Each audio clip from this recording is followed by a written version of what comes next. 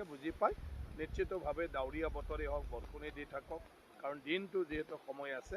চবেই আহি ভোট দিব আৰু নিশ্চয়কৈ মানে এয়া আমাৰ দায়িত্ব সকলোৱে আমাৰ দায়িত্ব পালন কৰিব লাগে আমি ভাৰতৰ নাগৰিকে নিজৰ মানে নেতা বাছনি কৰিব লাগে আৰু সেইটো সাংবিধানিক এটা নিৰ্দেশনা এইটো নামানাটোহে মানে দোষী যোৱা নিশা স্যাৰ গুলিচালনাৰ ঘটনা ঘটিছে পাণবাৰীত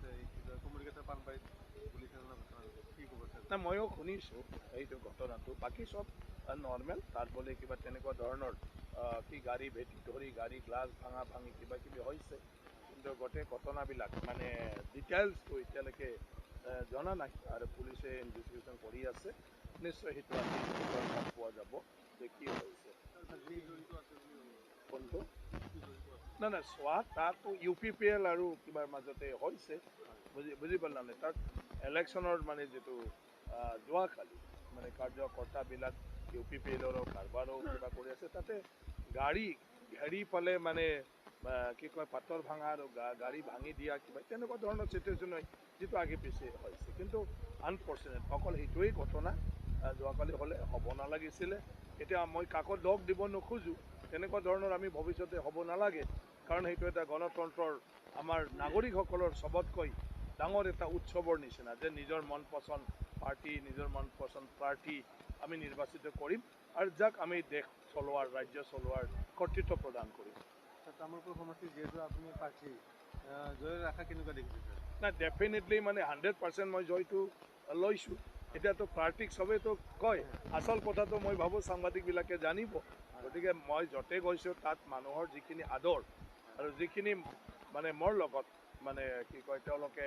সহযোগ কৰিছে প্ৰত্যেকটা কেম্পেইনবিলাকত তো মই ভাবোঁ সেই হিচাপে মই মানে বিপুল ভোটত জয় হোৱাটো নিশ্চিত প্ৰত্যাহ্বান হ'ব নেকি স্যাৰ যিহেতু প্ৰত্যাহ্বান তেনেকুৱাটো দেখা নাই প্ৰত্যাহ্বান বুলি কিন্তু নিৰ্বাচন মানে যোনে যিমান যি ভোট নাপাওক মানে প্ৰত্যেকটা প্ৰাৰ্থীয়ে যিকোনো মানে প্ৰাৰ্থীৰ প্ৰত্যাহ্বান বুলি মই ভাবোঁ গতিকে মই ভাবোঁ তেওঁলোকেও চব এটা মোৰ জীৱনৰ কাৰণে মানে মোৰ ইলেকশ্যনৰ কাৰণে এটা ডাঙৰ প্ৰত্যাহ্বান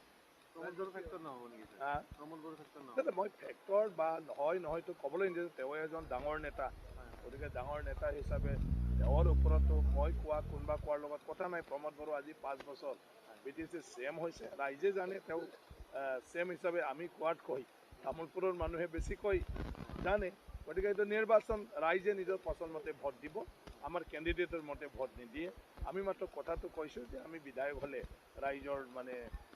কি কয় যিবিলাক সমস্যা আছে যিখিনি কৰণীয় আছে সেইবিলাকৰ কথাটো আমি ৰাইজক অৱগত কৰিছোঁ তামোলপুৰক লৈ আমাৰ পৰিকল্পনা কি গতিকে এইটো চাই পালেহে ৰাইজে ভোটদান কৰিব শান্তিপূৰ্ণ ভোটদানৰ ক্ষেত্ৰত ৰাইজত কি শান্তিপূৰ্ণ হ'ব লাগে চবৰে এজেণ্ট আছে আমাৰ নিয়ম নীতিবিলাক কঠোৰ হৈছে গতিকে মই ভাবোঁ কোনেও নিয়ম ভাঙিব নোৱাৰে আৰু চব মানে কিবাতে আমাৰ কি কয় চেণ্টাৰত ভালে হৈ যাব আৰু অলৰেডি আমি দেখিছোঁ নিৰ্বাচনী প্ৰচাৰবিলাকতো তেনেকুৱা ধৰণৰ